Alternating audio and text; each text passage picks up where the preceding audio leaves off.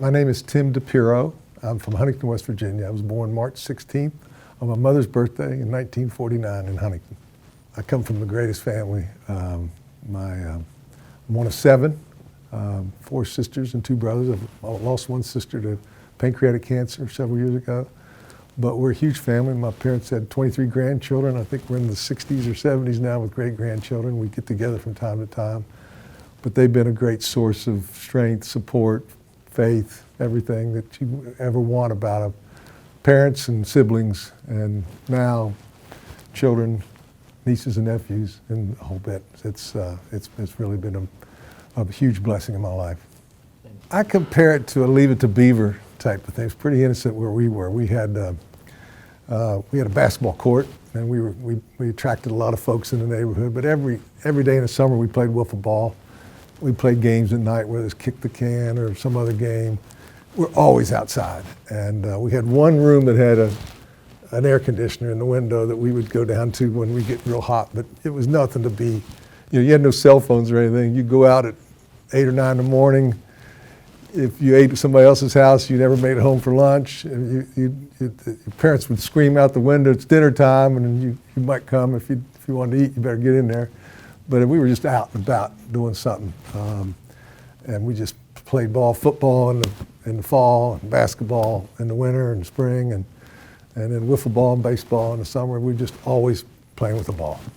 I guess it's called the South Side. It was it's called Oakwood Road. It was off Wilshire Boulevard, and it looked like a small house, but it had 6 bedrooms, and there was 9 of us in there. So we had one shower, but we made it work.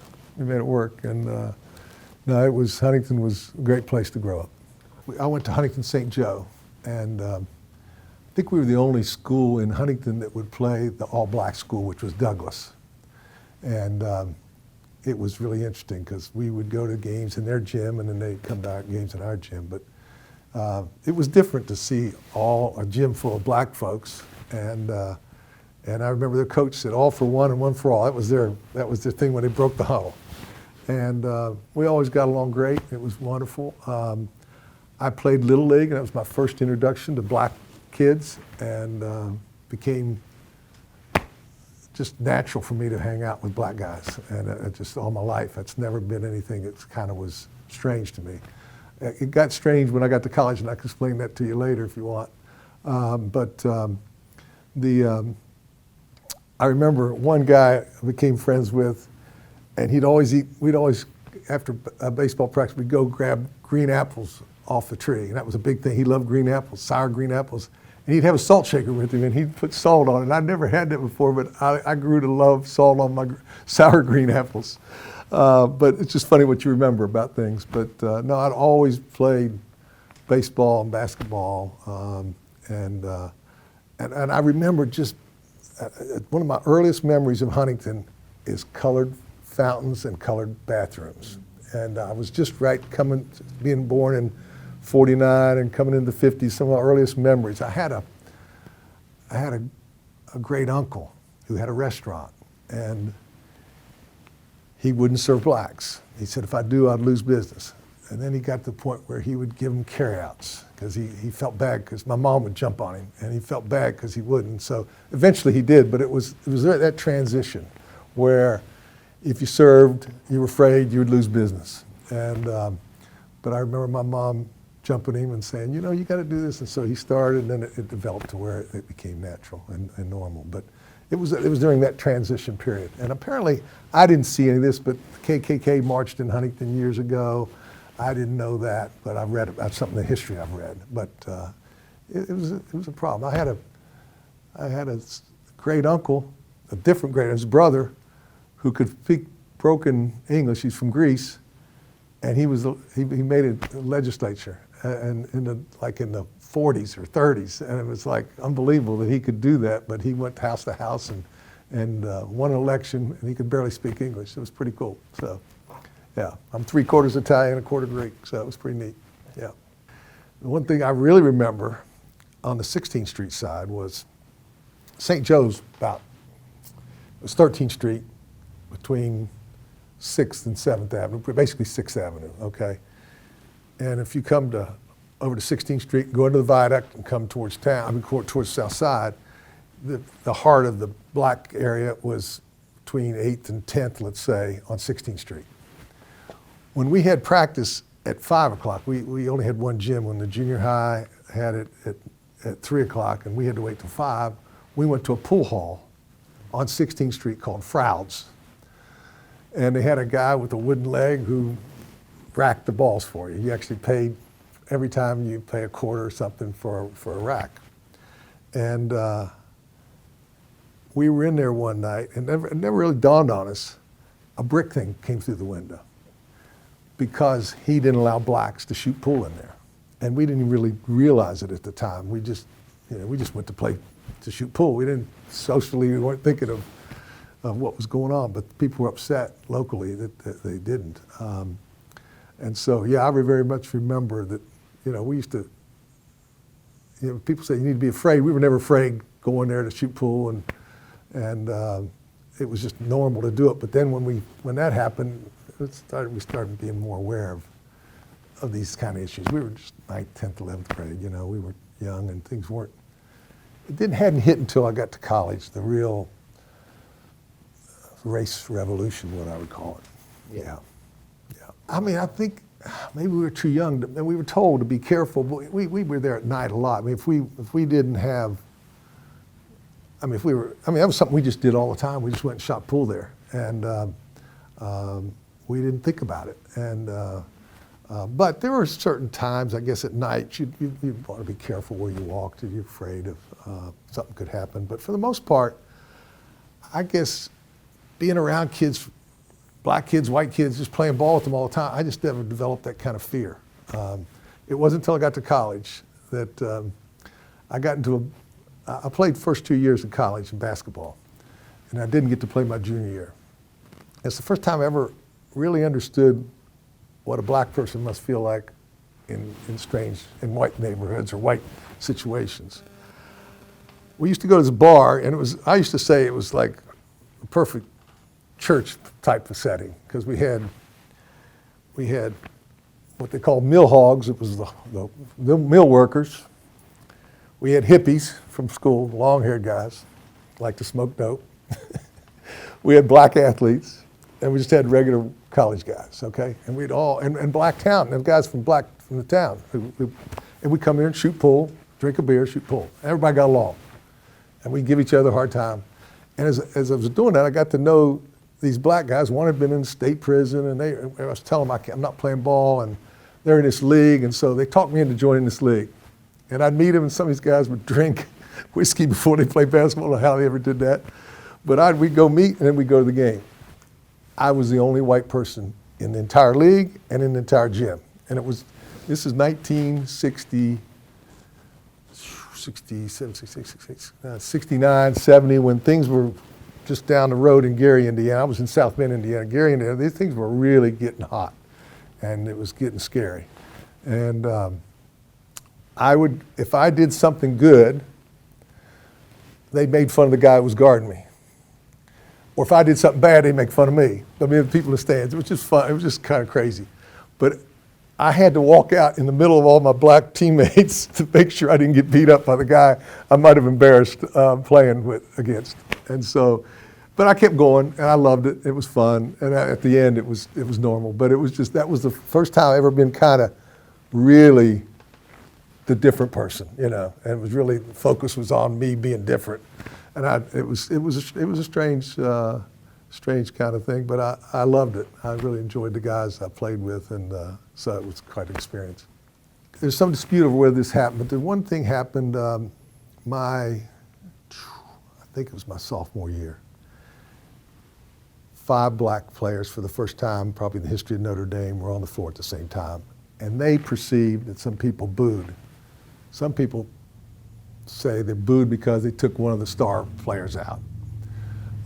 But they perceived it that way, and I think it was probably a mixture of both. And it made these guys who just really were there just wanting to play ball more aware of what they represented, And they made some certain statements, and we got through it, and it was a good thing. I mean, it was good for people to be aware. Hey, let's not be like this. You know, we Notre Dame had been the old thinking, and we hadn't had as many black athletes as maybe at some schools, but they were really an important part of my time there. And one of the things that happened, see here, this would have been 1968. Bobby Kennedy came to Notre Dame the day after Martin Luther King was killed. Okay, and he made that famous statement. He made it probably one night earlier, but he made it maybe there that he had lost a brother by a white man. You know, a white man had killed his brother. You know, and he tried to calm. It was scary that night. We can remember there was burnings and there was lots of stuff going on in lots of cities and around the country because it was such a horrible thing. But Kennedy was trying to calm the storm, and it wasn't. That was like April, and then June 7th or something, he was dead. You know, and my uncle had been involved with the Kennedy campaign. And was head of Cabell County, and I got to meet Bobby Kennedy and Ted Kennedy, and I remember that day yelling at him, "Bobby, my uncle Andy Hoover says hello," and he gave me a big thumbs up, and then 6 weeks later he was gone. It was really, those were crazy times. People were challenging institutions. You know, sexism, racism, all these things were coming out in the forefront. People were getting bold about things. And we had our radicals in terms of anti-war. You know, we had a president who Nixon, Father Hesburgh, Nixon made him the director of the Civil Rights Movement, or Civil Rights Commission. And Nixon thought he had a guy that would be on his side. And once because what had happened is he had come out and said, "Look, you can protest. You got 15 minutes. Once we tell you," you know, they were blocking ROTC demonstrations. And he said, "You got 15 minutes, but if we tell you you got to go and you don't get out in 15 minutes, you're going to kick out of school." And he kicked out 3 or 4 of the top students in our school over this thing. A year later, when the shooting at Kent State occurred, he struck with us and asked for an end to the war right there on campus when Nixon wasn't buying that. And he led the Civil Rights Commission to points where Nixon fired him because he didn't like what he was doing. I mean, Hesburgh was a great man, and he saw what was going on, and he spoke out about it, and he fired him as the director of the commission. But yeah, those were turbulent times, and you know, it was weird because you wanted to be pro-U.S. and then you have this war. I mean, Ali came to Notre Dame. That was one of the greatest rallies we ever had. Ali came and said, "Look, I got nothing against the Viet Cong. I don't have anything against anybody. I don't want to die for that." And he stood out, and you know, I was one of the people. Some people didn't. I loved him. I mean, I loved every braggadocio thing he did, and I just loved everything about him. But when he was there, he just had us mesmerized. But it was more to talk about, you know, his stance against the war. And of course, they took him from his title, and he had to sit out for 2 or 3 years and the whole bit. But that was a wonderful, wonderful message from him, and he had a big influence on a lot of people in this country. I used to joke when I grew up in Huntington and aspired to greatness, I didn't think I'd end up living in Dunbar, West Virginia. But you know what? I've worked in Chicago. I've been all over the world. I love this place. I love it. You know, like my son said in that thing I was showing you, I mean, we got problems here, but there's something about the people here that they're sincere, they're hardworking, they're just real. And And I like that I'm 5 or 10 minutes away from anything. When my kids were growing up, I could make everything they were doing. I didn't have to commute for an hour each way and all those kind of things that you have to sacrifice when you go to a big city. But I came back, you know, I thought I was going to get drafted, and I'll always be a little bit pro Dove because they delayed the passage of the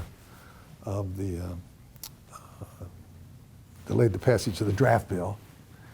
First year they went to 195, and the second year they were predicting they were going to go up to number 175, and my number was 166. So I signed up for the reserves, and I was on wait list, and then the Doves delayed it, and by the time they passed it, like in August or September, they could only process up to 125. And so I didn't sign up. Once they called my name, I took a gamble. They didn't get enough, and so I didn't get drafted. That war was one of the worst things ever for our country. We still suffered from it, and so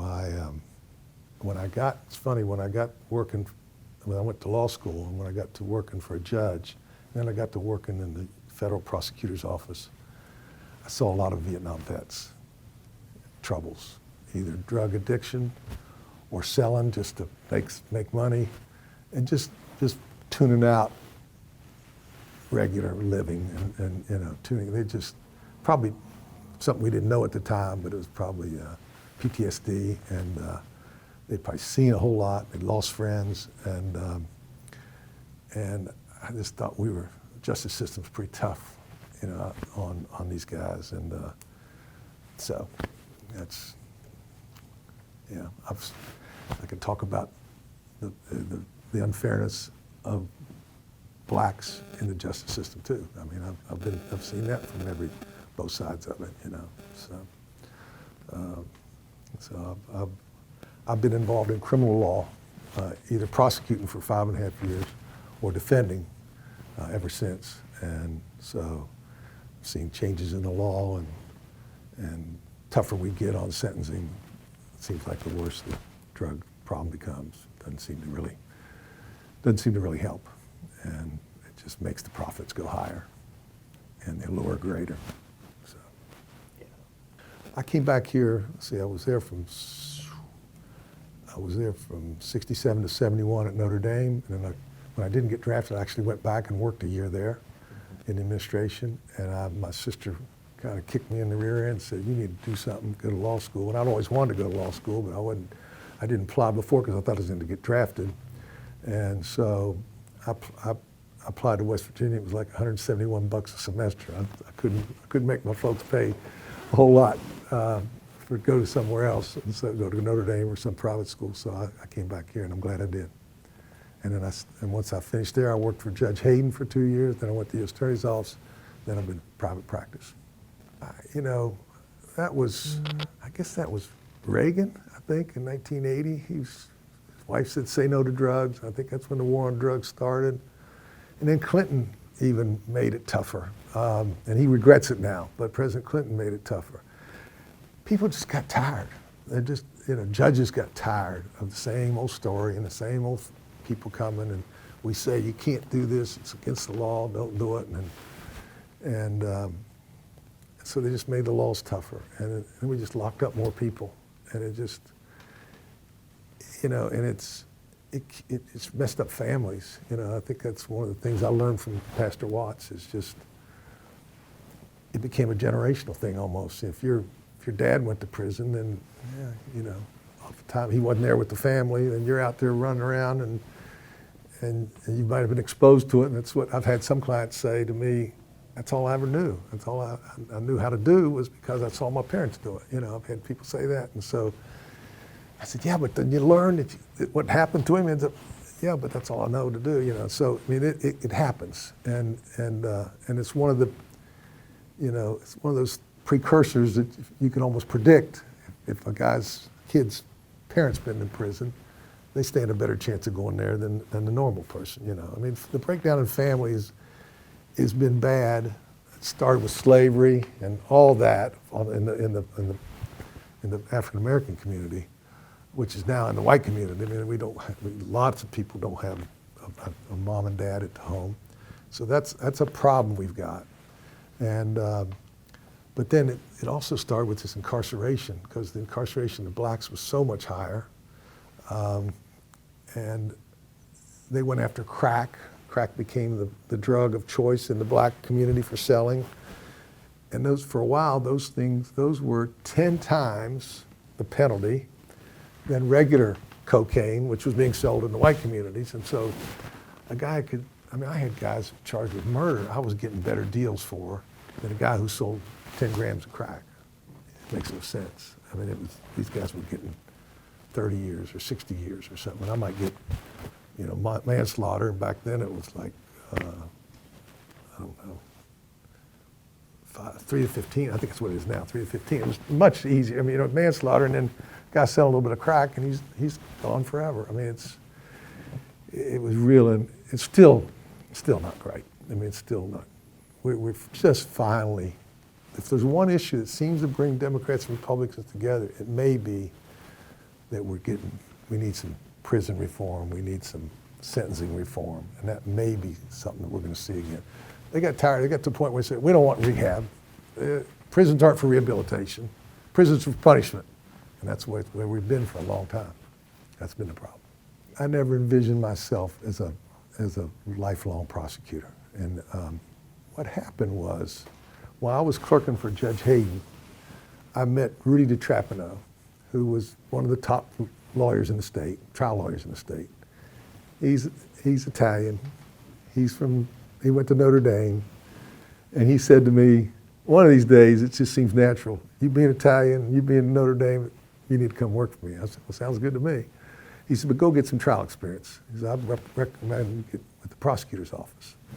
And so, because I was in the federal system, clerking for a federal judge, I applied for, it's funny, I applied for a job with the U.S. Attorney's Office, and they were going through affirmative action.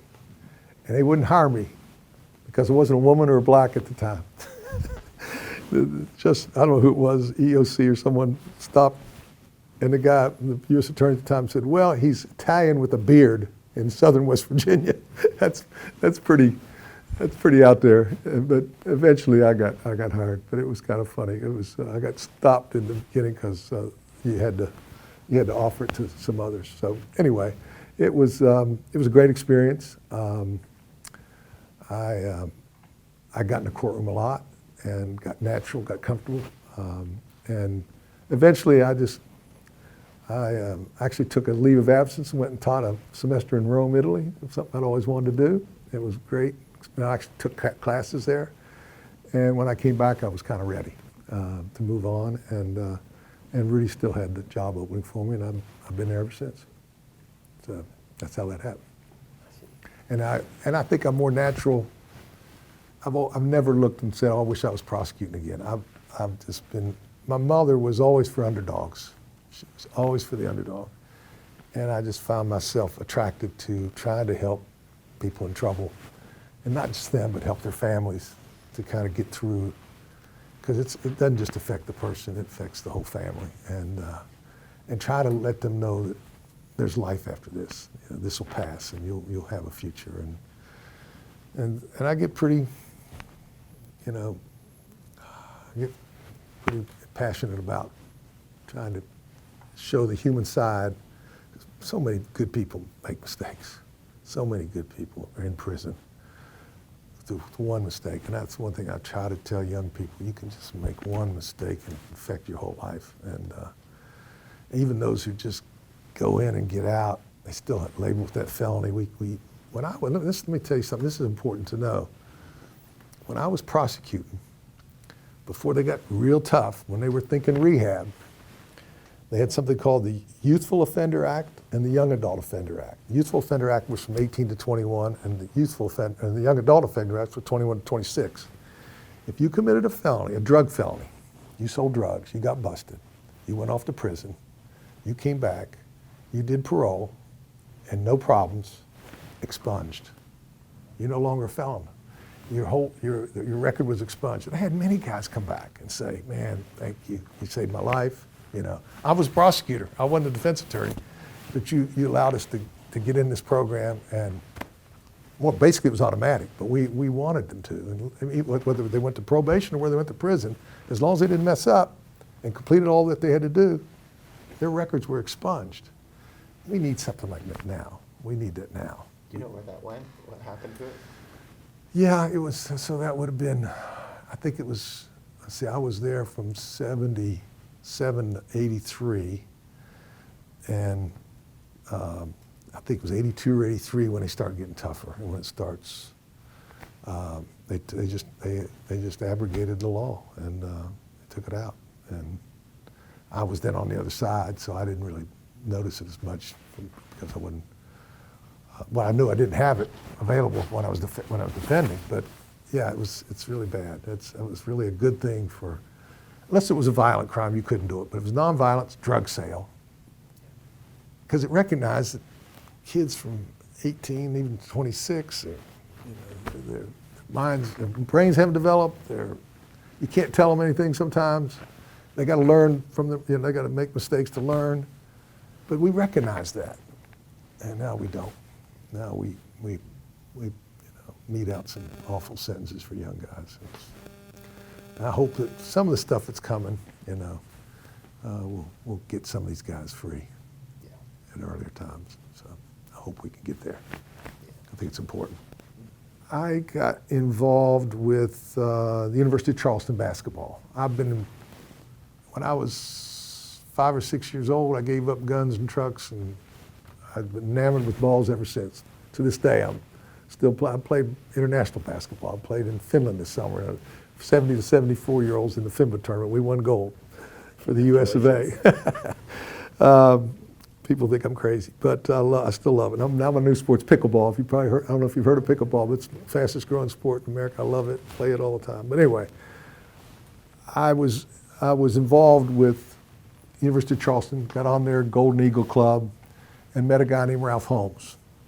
And Ralph Holmes was this wonderful man of God who worked at, what's the place up on the hill?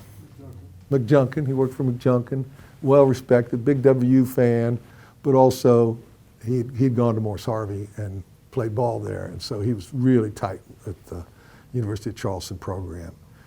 And I got to know him, and he was involved with the Fellowship of Christian Athletes. He said, why don't you come? There's a couple people I want you to hear. The first one was a coach, assistant football coach, or assistant basketball coach. I can't remember his name, WU. And the second time I went, I saw Pastor Watts speak. And I've never seen anybody so passionate and so articulate, who loved sports and loved the Lord and was not ashamed about talking about the Lord. And it was just, I was just kind of, being Catholic, we're not into as much evangelical stuff, let's say, at least when I grew up. You kind of kept it close. But this was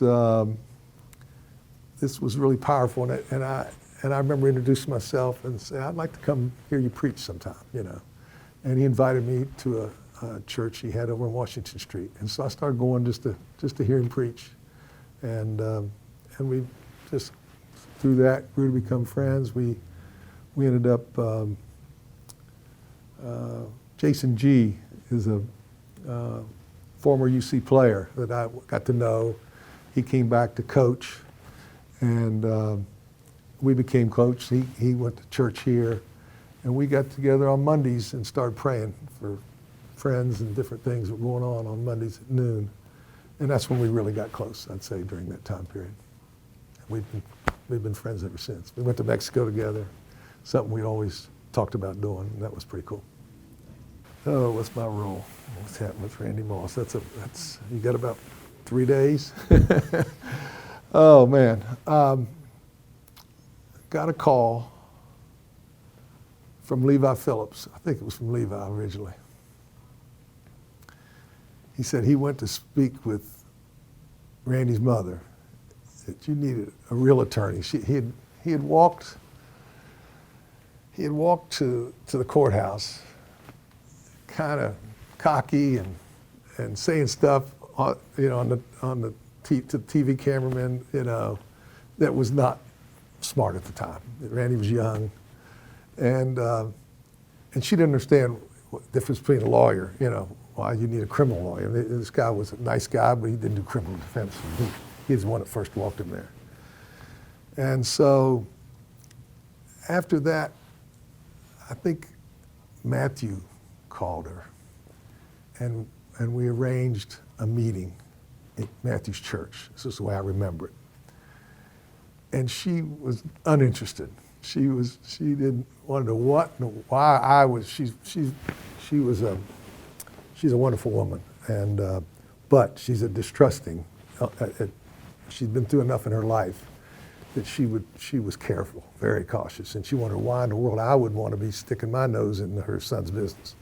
And I really wasn't doing that, but it was just like I'd been asked to maybe talk to him and guide him through this.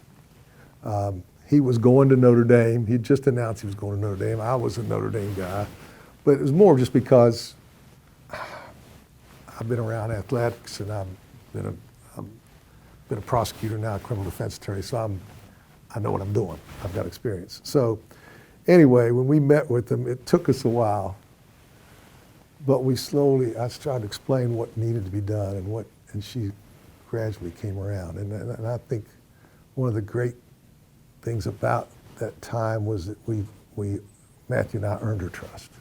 It took a while. And in the process, it took a while to earn Randy's trust, because he's of her genes. I mean, he's the same way. He's distrusting. And it took a while for us to get there. But that's how it started. We had a grand jury. They wanted to charge him with malicious wounding. What people don't realize that happened during that, this was really a bad situation at DuPont High School. On the desk was something to the effect that all niggers must die, And a young man who was not 18 yet, Randy was 18 by 3 weeks when this happened. So he could have been a juvenile. This would have never made the papers. If it had happened 3 weeks earlier, it had just been a whole different story for Randy's life.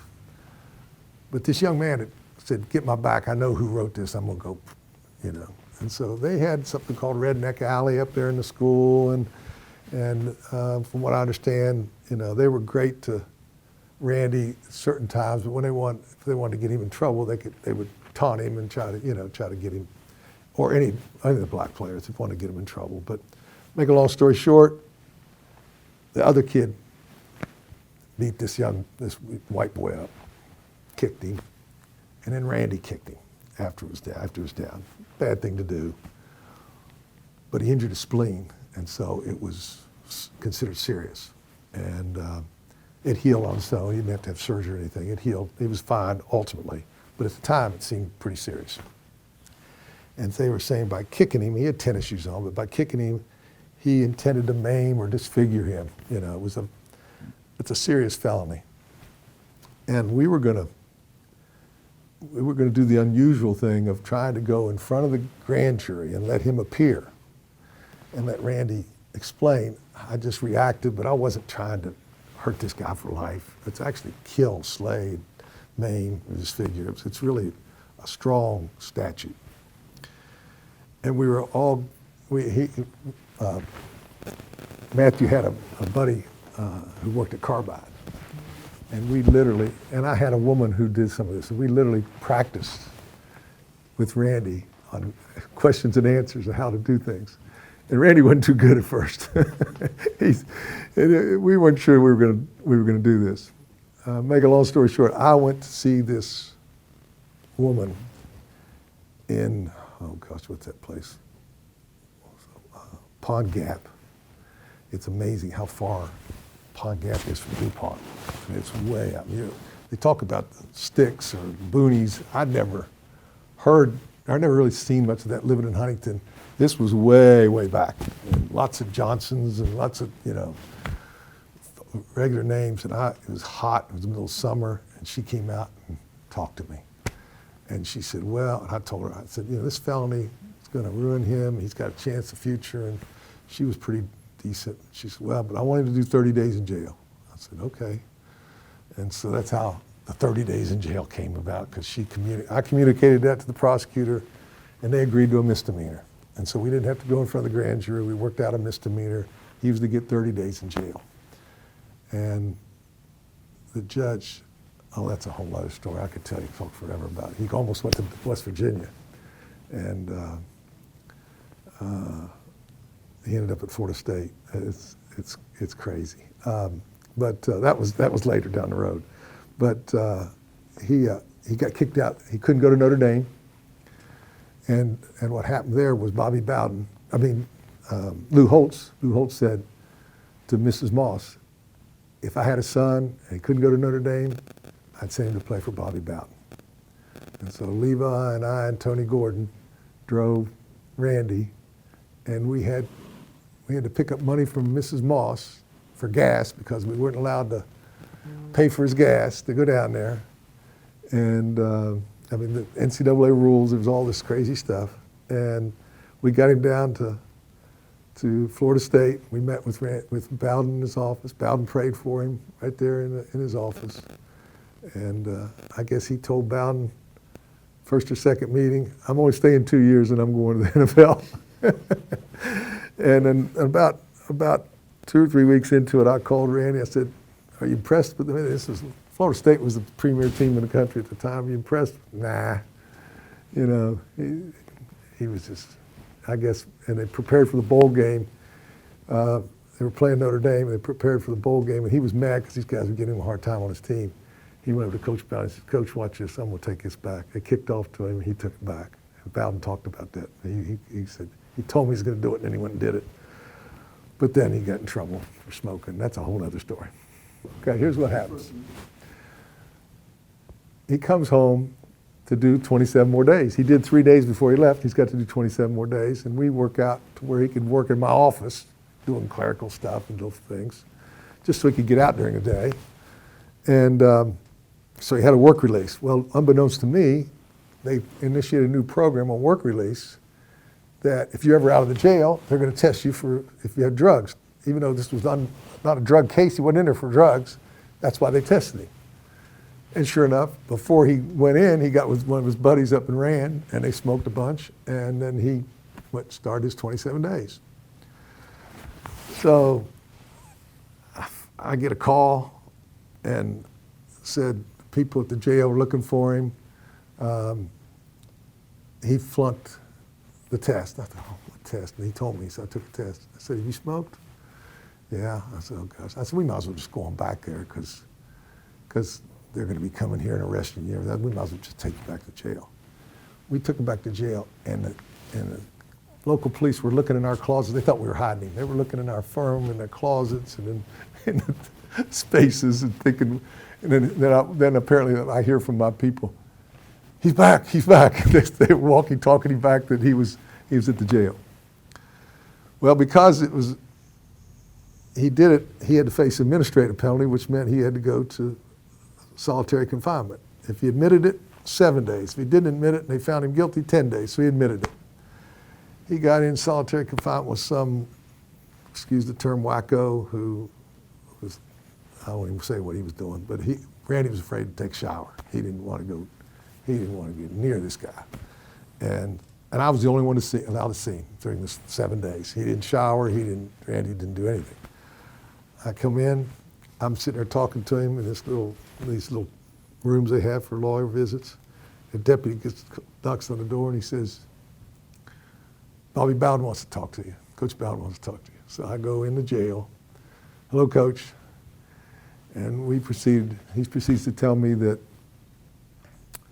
I'm getting more grief about this than I did the Foot Locker, where they had given a lot of shoes and clothing away to players. And he said, I'm getting more grief. They're so tired of hearing about St. Bobby, and all my people on the Board of Regents are from the University of Florida. And so I'm catching almost grief. There's nothing I can do. I got a new athletic director. Tell him I love him, but I can't keep him back. I said, Coach, he's just smoked a little marijuana. Come on. He says, I told him he had no second chances. I can't do it. He said, let me ask you, and I've never said this. I'll say it now since it's so long. Coach Bowden, he says, these coaches always call you coach because they're used to talking to high school coaches. He said, Coach, he says, is there any chance of secondhand smoke? I hear he said that over the phone. I said, Coach, I wish. I said, we actually looked into that, and it was a little too, intense. It was too high on the scale. And so I said, no. He says, well, tell him I love him. And then I've got this, I need to see if Randy wants it. I actually went in and he said goodbye to his teammates. I've never released it. I've got it somewhere where he's long-haired at the time. He looked awful because he hadn't done anything for a week. And he said goodbye to the class of 95. That's what he called it. I think it was a 95 group he came in with. And but that's now I'm in court. Now I've got problems. And what happens is they were already down on him because, he's blown Notre Dame, really down on him because he didn't go to West Virginia in the first place. If he'd have gone to WU, maybe a lot of this stuff wouldn't have been so serious, okay? There'd have been things worked out, I think. And I know that from knowing other football players who had similar problems and it didn't get public. This one you couldn't keep from being public, but I mean, if he'd have gone to West Virginia, people would start saying, well, we need him here, we'll just forgive him, and it'd have been a different story. He was going to Notre Dame, now he's going to Florida State.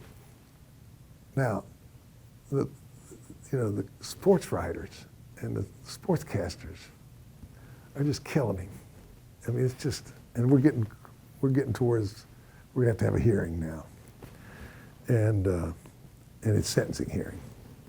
And as I perceive just the courtroom talk in the town, reading between the lines, there's a chance he might, revoke his probation and put him in jail for a year, which could just really affect his future, period.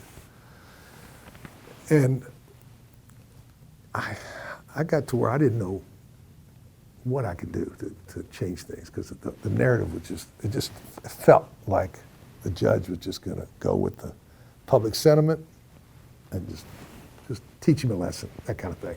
That's what he needs to be taught a lesson. He's been coddled too long, that kind of thing.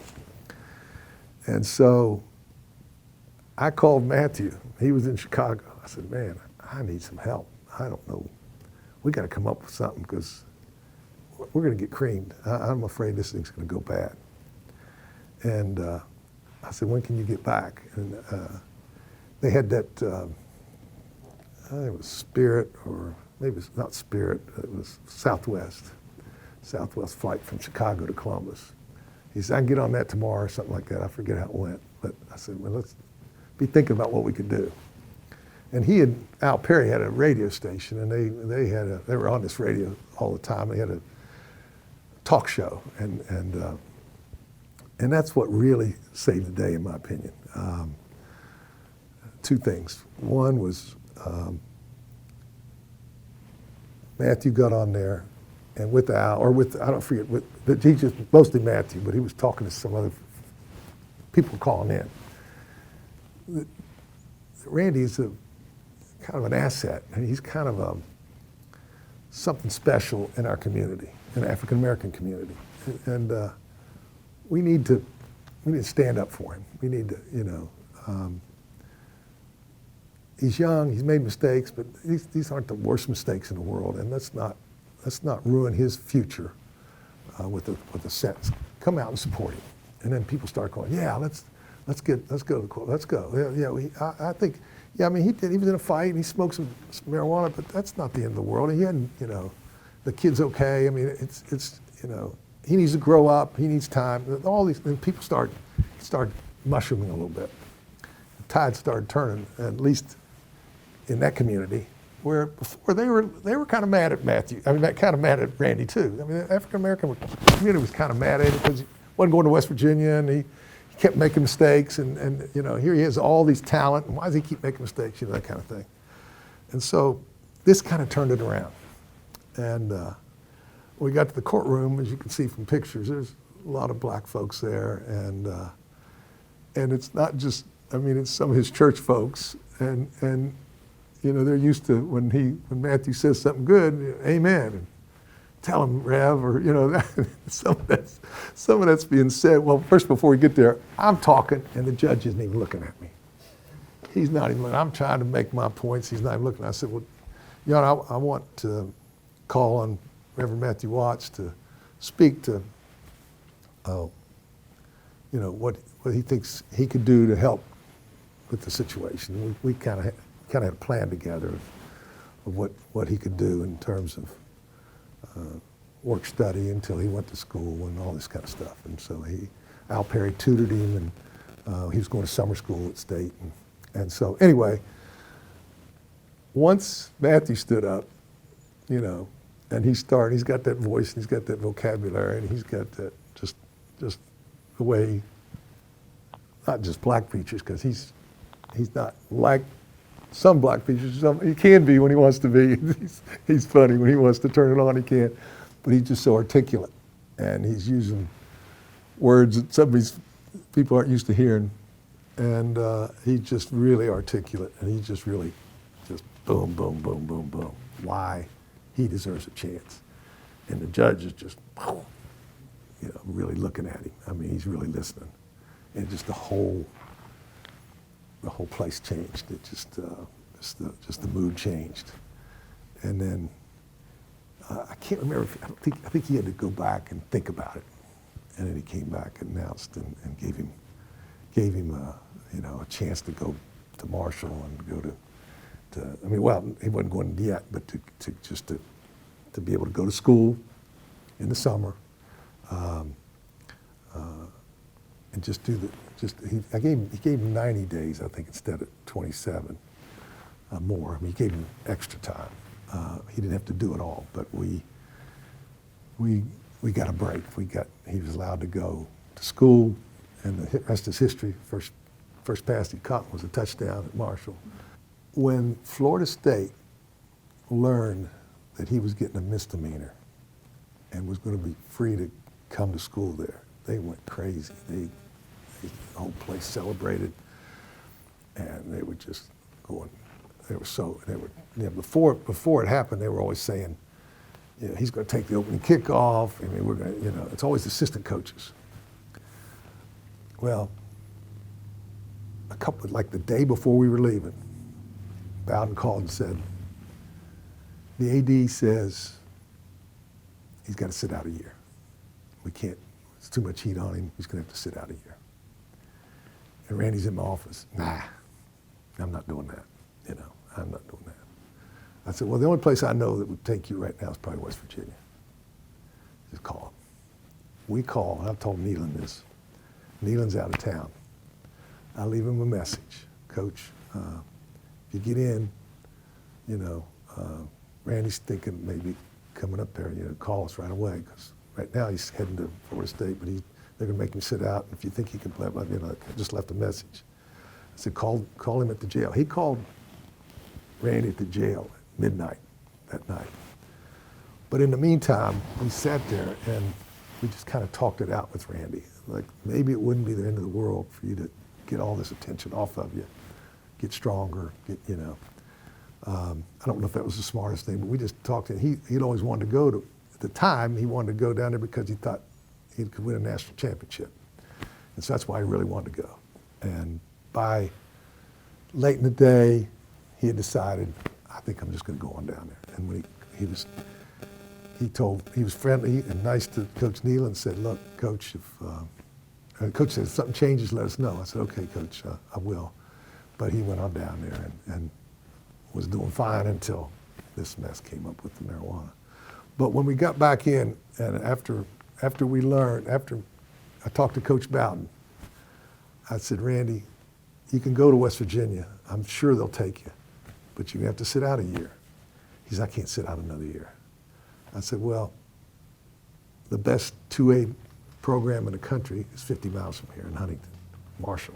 I said, they're the best right now. And he said, let's do it. A few days later, Coach White calls me,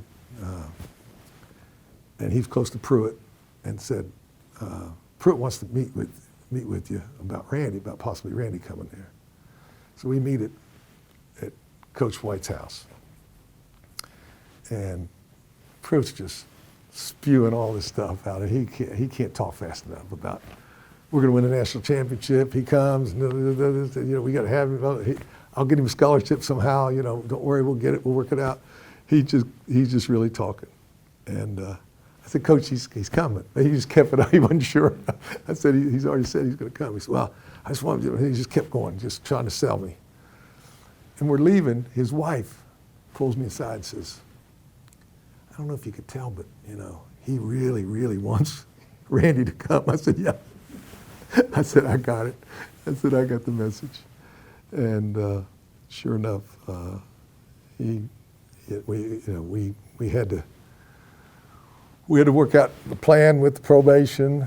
We had to do a kind of a mentoring program where Al Perry would pick him up and help him with his classes, get him to school at state. He was going to state, taking a couple classes, earning 6 hours. He had to earn the hours to be able to play the next year. That was the other thing we had to convince the judge, to let him go to school in the summer, because if he didn't get the hours, he wasn't going to be able, they weren't going to transfer all his hours down there. So Al was amazing, and he was Matthew's best buddy, and he just had this jovial spirit about him, and he was great for Randy. He was just always upbeat, and but always had solid messages, solid guy. And so anyway, we got him to Marshall, and he eventually got a scholarship. Didn't start out, but eventually got one, and it worked out great. I mean, he just had 29 touchdowns the first year, and a bunch more the next year, and it was just, I remember he broke Jerry Rice's college record, and Jerry wasn't all that impressed, and they first said, well, he's coming from DuPont. He's not going to make it. He played at Marshall. He's not really played real college football. And the first game he played, I think it was Atlanta Falcons. Ball was short, and he reached back for it, tipped it up in the air, caught it, went for a touchdown. It was his first touchdown. He lit it up. He lit it up. That's a jail rule. That's an administrative rule that they had there. That if you go out and you test positive, they would only test those who would go out. That's what they did. They put them in solitary, and I didn't know about it either until it happened. I didn't even know they were testing. And so yeah, that's pretty crazy. That was the other thing. One of the other points I was trying to make. There's a lot of judges that give guys chances. You tested now, I don't want you, And even this drug court that we have now, they actually build in, because it takes a guy a while to get straight. They build in failures to where you might have to do extra, you might have to go to jail for the weekend, or you may have to do extra community service. You get punished, but not to where you get out of the program. But after so many you could, but they build in, they know that you're going to, take some time sometimes. And here it was one time, and now they want to, I was afraid they were going to, put him in for a year. It was just so high profile. It was crazy. He got in trouble with his girlfriend right after OJ stuff. And literally, she had keyed his car and pulled a chain off of him. And all he had done is kept sitting her down, try to talk to her. And she'd get up, he'd make her sit. We're going to talk this out. And they got outside, and someone called the police, and they both got arrested. When I walked with him to court, there were cameramen right in his face. It was like he had beat her to a pulp, and she didn't have a scratch on her. He got scratched, but she wasn't hurt at all. And you'd have thought some major crime had occurred. It was all over the papers, all over the news. Randy Moss arrested again. It was crazy. So he just he just got so much attention that it was just not even fair. It was just the way it went down. You know, people tend to think that people of notoriety get breaks all the time, but it's not always true at all. And sometimes it's just the opposite. I mean, it can go both ways. But Lawrence Phillips was another big player in Nebraska, and he had had some problems with violence with women. And of course, OJ. And these things were hitting, and then Randy's kind of catching the flack of all that. His literally a school fight that he was marginally involved in it. I mean, he did kick him, but that was after the fact, smoking marijuana and holding his girlfriend down to try to talk to her, never slapping her, never hitting her, never hurting her in any way. And yet he was this big thug, you know. That's the way the reputation was, and it wasn't true. And but yeah, it's sometimes there's pressure put on everybody to go after the high notoriety folks, yeah, no doubt. Particularly the black athlete, white girl, that didn't help, okay? All that stuff. It's just the truth. Strong black athlete, white girl. Part of it. Randy's case kind of overwhelmed me for a while. I was just so intent on trying to get him treated fairly. Almost to the point that my kids, one of them one time, you know, they're manipulative and they're smart. You care more about Randy Moss, you know. It hurt. And they knew how to hurt me. You spend more time with Randy Moss. I didn't really, but I mean, but at night, there was a period, it was in pockets. It wasn't all the time. You know, when he first got in trouble, and then when he got in trouble the second time, when he got in trouble the third time, those things, it's intense. And then in his career, there was incidents that came up that it consumed me in my work. I mean, it was everyday stuff, and I mean, it was talking to people and trying to figure out the best way to. So it had a lot. You know, I didn't treat him like a son, but it felt like, you know, like you care about a younger brother or something. You can't help but get close and feel like you want them to be treated, and you want them to have a good future. You want them to get beyond all this junk and find themselves and have their career. And so it was wonderfully rewarding to see him do so well. And it's even better now to see him great on TV, he's always been good with kids, but great with kids. Like last night he had a thing here, and he's with Carl Lee and trying to help young athletes. And it's just nice to see him mature and to be comfortable in his skin and just be able to be himself and not have to worry about all the other junk that went along with it. So, but I used to say I was known for other things. Now, you know, for years I was just known as Randy Moss's lawyer, you know. But I've represented a lot of folks, some high profile in West Virginia. No one quite like Randy's high profile status, but and I've represented some high profile people that no one ever knew about, which is when I'm doing my best work, and I keep them from out of trouble. So,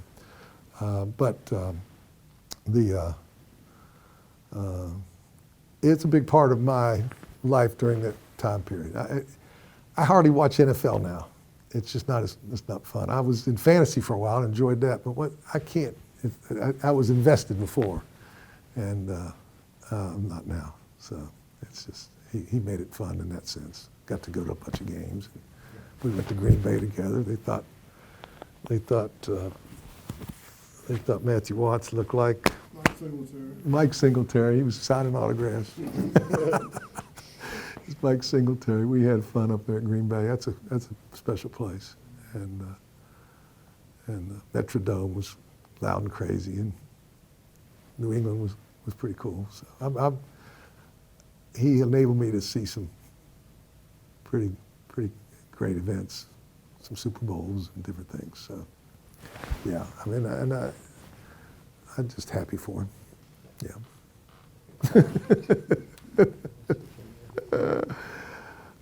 that's a story. That's a good historical story.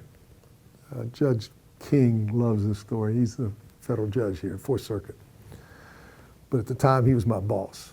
I was an assistant U.S. attorney. I was a federal prosecutor. And DC-6 carrying 10 to 12 tons of marijuana crashed at the Kanawha Airport at the time, which Yeager now crashed. It was the pilot, Breck Dane Anderson, had crashed in Tangiers, Morocco, in Colombia, South America, and his third one was in Kanawha County, West Virginia, Charleston, West Virginia, and he walked away from all three of them.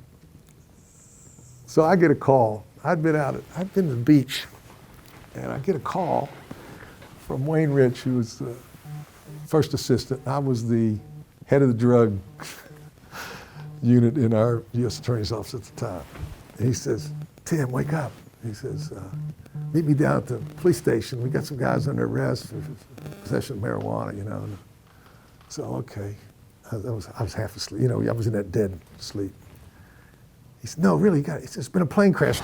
I just jumped up and I just thought, oh man, someone in my family. I mean, it was 3 a.m. Why would someone in my family be? But you know how you do. You just it scared me. He says, yeah, there was a plane crash. DC, or he didn't say what, he said a plane crash, and he says, and there was marijuana on board. Well, if you knew Wayne kind of equated heroin with marijuana back in those days. And so I love Wayne, and I said, Wayne, I said, he said that you're going down, the DEA's going, state police is already there, and the Charleston police is there, and the sheriffs are coming. I said, you don't know me, you don't need me, Wayne, it's only marijuana. I said, it's only marijuana, Wayne. Okay. He wasn't real happy. Okay, all right, okay. Hung up. Radio goes off, and wakes me up at 6:30 or 7 when it was. And DC-6 with 10 tons of marijuana crashed at the airport. I go, oh my gosh, Bob King is going to kill me for not getting up. I call Frank Vergale, my best buddy, and tell him the story, and he's laughing. No, he can't wait to hear what happens. So sure enough, I go in. My God, I'm glad someone got up. I'm glad someone got and did their job and stuff. He's just giving me wrath of grief. Well, that's a whole other story. That's a great story. But the marijuana, the plane went over the hill and flipped over. It was going like 5 miles an hour at the end. He tried to turn, he couldn't. It flipped over his back, and marijuana went into the trees and went all the way down. There's bales of marijuana going down these hills. People were grabbing bales. They were worth 25 grand. I mean, they were. So we come out. So they decide what they're going to do. They don't know what to do with all this marijuana. They're going to bury it and put paraquat. That's just poison. It's, you know, and they warn it's all in all the paper. Stay away, you know. And what's happened, we're burning it. We're trying to burn it and bury it, and all these cops are getting high. It's hilarious. Everybody's getting high. This is the whole side of the hill burning with marijuana. Everybody's giggling and laughing, getting hungry, and this isn't working. So they're going to have to bury it because burning is not good. So they announce paraquat, stay away. I mean, it's still up in the trees. And so they fill it all in, and everybody leaves. I mean, there was tons of cop cars, and everybody leaves. Next day, there's like dozens of hobbits. I mean, these dopeheads up there digging. There's holes all over the side of the hill. They're digging up the marijuana, and they're gonna clean this marijuana and smoke it. Oh gosh, I don't know what. I think they end up digging it out and transporting it somewhere. I mean, it was hilarious. And so what happens? That's the one story. The rest of the story is this. About 8 or 10 months later, Judge Copenhaver, who took over the case after Judge Knapp got sick, asked for because there was a question about destruction of evidence. They said, we destroyed the plane. There could have been fingerprints of somebody else on it. We could have had the wrong people, and they should dismiss the case because we destroyed all the evidence. And the judge ordered every piece, anything that came off that mountain, turned over. Well, Wayne Rich, who had gone that night to the site, and I didn't, I stayed in bed, grabbed a sack with which the marijuana was in, and he grabbed shark repellent, which he thought was kind of neat that they had shark repellent in case they crashed. They came from Colombia, South America's flight to Charleston. And so he had to turn it over. And he had to be a witness. And so how he came to get it. So a directive came out from the Justice Department. Assistant U.S. attorneys are advised not to go to scenes of crime because they can become witnesses. Well, I plastered that thing up he wasn't judge, then Bob King. I said, Bob, you gave me so much grief for not getting up. I just had the foresight to know that I shouldn't be a witness. I wasn't being lazy, and I tell him that story now. He loves to hear it because I finally felt vindicated that I didn't get up. So anyway, that's the marijuana. That's the DC-6 crash that. And those guys tried us more than we tried them. They had these marijuana lawyers from all over the country. One of them ended up getting his own boat and going to prison. I mean, another one got in all kinds of trouble. They were all involved, or not all of them. Some of them were the best attorneys I'd ever seen. They were really good, but some of them were not easy to like, and it was crazy they tried us more than we tried them. So I don't think any of them got any time. They got probation. It's crazy. So yeah, it was a different age. That was 1979. I got a call from one of the guys that was on one of the Ryder trucks, and or was he? He might have been on the plane. He's writing a book, and he wants me to read it here soon. So I'm anxious to see what's all in it. I feel more vindicated. It's only marijuana. I ran into. It's funny. I ran into when I was in Finland. They had a guy speak from Australia, who was super involved in basketball, bringing modern basketball to Australia. He coached forever and everything. And he spoke. And he's been battling some sort of cancer. I can't remember which one it was. And I got to talk to him. And I said, what do you do? He was given at most 2 years to live, and it's now 8 or 9 years later. He said, I don't do anything but smoke marijuana. I smoke marijuana when I can't eat. I'm nauseous and I need to eat. I smoke marijuana when I can't sleep. It helps me sleep. He said, I don't smoke it all the time, but if I need to sleep, I need to relax, I need to eat something, I smoke it, and it gets me through. I just think there's a lot of medicinal. I've got a brother-in-law who's got bad rheumatoid arthritis, and I think he would love to be able to legally take some marijuana, And we got a U.S. attorney here now who's fighting medical marijuana. I mean, it's frustrating. I really think, when they made that a Schedule I drug, when it was a natural weed basically, and equated it with heroin and cocaine and all these things, it was really, I think the FDA wanted that so they could sell their own drugs. I mean, I just think it's, the pharmacy industry wanted it. In connection with the FDA, they got it passed. It really has set us back. I mean, I don't advocate young people smoking and not, getting so tuned out they don't study and do the things they need to do. But at the same time, I just don't. I talked to a cop not too long ago. I said, tell me, between alcohol and marijuana in your job, he says, buddy, I've been a cop for 25 years. I never had somebody call me and say, hey, there's some wild guy smoking marijuana raising hell over here. It's a bunch of drunk guys, or on drugs or some other site, but not, they're just relaxed. It's not that kind of drug. It's not good to be driving with it, but I'm just saying, it's just not as evil. I mean, when I was in school, we got to see those marijuana and how evil it was and all those crazy old movies and stuff. I mean, it's nuts. But that was introduced to that at Notre Dame. Guys were doing, I never even heard of it before until I got there. So, yeah, times have changed, all that. And of course, it's a more powerful drug now than it was, I think.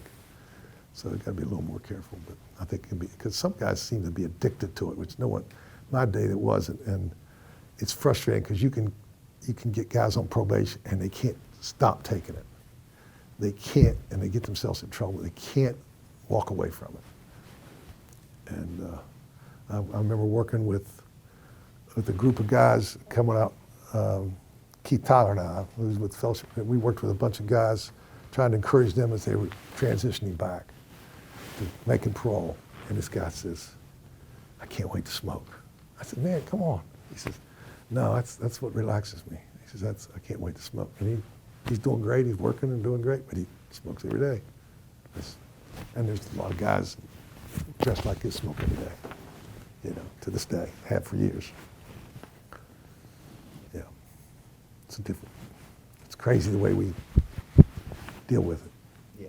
Let me just give you my 2 cents on this. As far as race relations, I don't know specifically as to Charleston, but I've seen in the last couple of years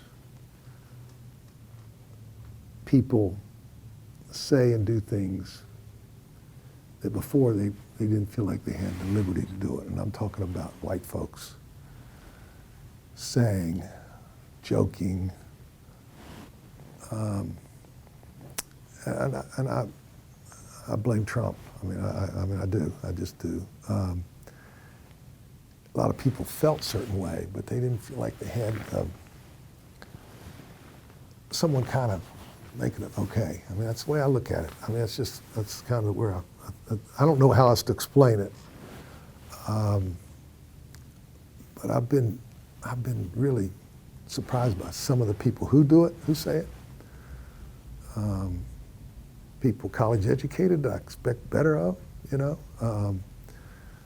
Not just country folks or something that you might suspect.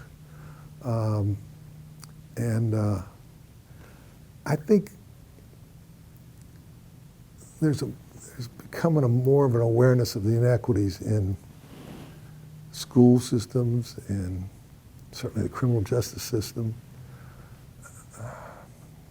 I don't know that much is getting done, but the awareness is there, and I think there's a hope that we're going to get better. But I don't know. I'm not real encouraged by the climate right now in our state, in our nation. I've never seen it this divisive ever. And I'm hopeful, but man, I don't know, something's got to happen. I'm scared that this thing could really blow up. We could really, I tell you what, let me give you something that gives me hope. Yesterday, or last night, a young black fellow forgave a woman who killed his brother on national TV. And it's one of the most powerful things I've ever seen.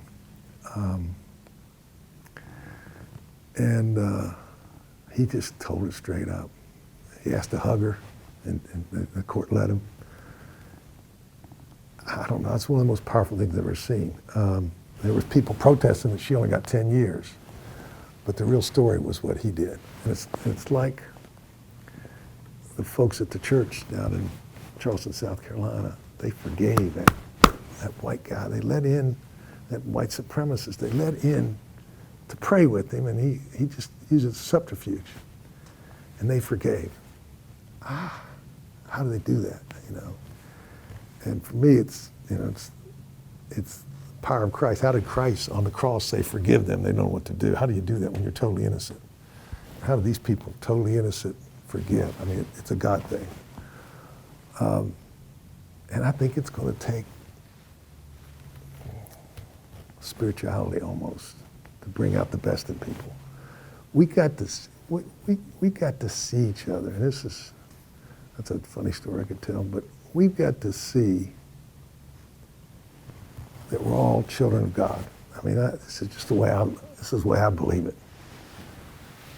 A Muslim, a gangbanger, a guy in prison, I don't care who it is. If there's anything, if we, I'm not singling out Christianity. Although I'm Christian. I believe in it. But I mean, there's good in all religions. But if there's anything about Jesus, he hated arrogance, he hated self-righteousness, he hated setting terrible example. And what he did was he loved those on the margins. The Samaritans, who were hated as much as blacks were 50 years ago or whatever, as much as Muslims are today, and maybe in some circles. I mean, the Samaritans were hated. He sat down with them. He gave an example of what a neighbor is by using a Samaritan. He talked to, the lepers, whatever it was that were on the margin, the adulteress, he was without sin, throw the first stone, couldn't do it. We need some of that in our criminal justice system. We need some of this forgiveness to change lives. We need to recognize that people make mistakes, and we got to finally, I don't know how we're going to do it, we got to understand that slavery's led to a lot of all these problems in the black community. I mean, they're not inherently less family oriented, but fathers were ripped away from their families, and then they're ripped away now by going to prison. I mean, we've got to figure out how to treat people like we treat each other, like we want to be treated. Don't golden rule, but we got to really make that a priority. I don't know what the status of things are. I don't know. I just hear things that I don't like. And I know the school system. I'm working at Stonewall Jackson right now with a program called Ambassadors of Compassion, which is, we're trying to, it's a program, it's a 12-week, it's responsibility, initiative, service, and expectations, and you do that. And you're trying to get these kids, and trying to just, what I've learned recently is you just kind of love them where they are. You don't have to go and try to fix them. You can't do that. You got to give them some self-worth, give them some, let them know that and go in there trying to learn more than trying to teach. And I think that's the approach I'm hoping we're taking. But I hope it can get better. It has to get better. But we got a long way to go. We're still hurting. And as far as how Matthew's been treated over the years.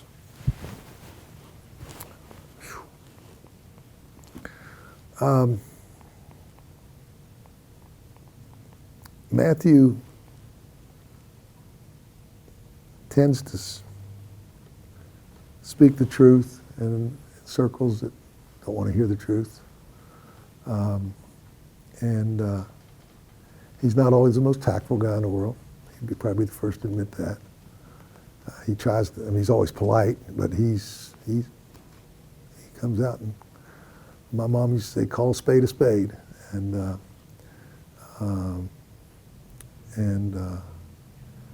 for whatever reason, certain people have determined they don't want to work with him, and as a result, he doesn't get the support he should get, because he's been on the front lines of all kinds of things, with housing and sentence reform and juvenile reform, race relations at the police department, diversity training. I mean, he's been out there. He gave up an excellent job at Carbide as an engineer to make his life worth. His life committed to his faith and his community, and so it's been sad at times to see things kind of go south when it looks like he's on a path to get some things accomplished, and someone undermines him. But he's maybe one of the smartest guys I've ever met, one of the most articulate guys I've ever met. And reads the fine print, legislation and history, and as a result, he's articulate. I think, honestly, some white folks don't like he's so smart. I mean, I think that's kind of a, I hate to say that, but I think there's some of that still, you know, he's too uppity, maybe. I hate that term, but that's what I'm afraid that the truth is. Too smart for his britches or something. But at any rate, you know, he's not perfect. He's made mistakes. We all make them. But his heart's in the right place, and he's passionate and compassionate. And, you know, I think in the end, people will appreciate him. In the end. That's my hope, prayer.